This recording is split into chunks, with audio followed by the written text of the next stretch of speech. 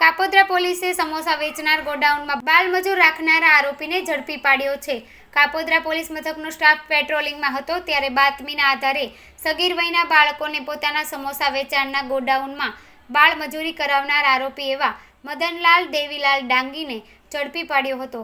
આરોપીને ત્યાં 12 વર્ષની ઉંમરના બાળકો પાસે બાળમજૂરી કરાવાતી હોવાનું સામે આવ્યું હતું। हाल तो कापोद्रा पोलीसे बाळमजूरी करावनार दुकानदार मगनलाल देवीलाल डांगी विरुद्ध कायदेसरनी कार्यवाही हाथ धरी छे।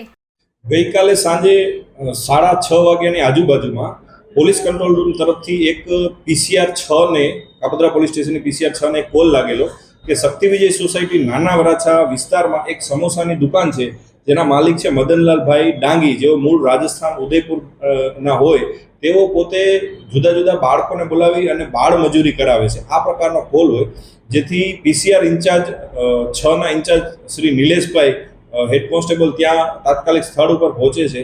त्यां पहोंचता एवुं जणाय छे के आ मदनलाल डांगी ने समोसा बनाववानी दुकान होय छे अने एमां 4 नाना नाना बाळको जेनी उंमर आशरे 10 થી 12 વર્ષની હોય છે પોતે समोसा बनाववानुं काम करता होय छे। जे बाबते समग्र मामलो पोलीस स्टेशन आवता पोलीस स्टेशने अमारा द्वारा पूछपरछ करवामां आवता आ मदनलाल डांगी पोते उदयपुरनी बाजुना गामना રહેવાસી होय अने आ बाळको 4 बाळको तेमना ज गामना होय।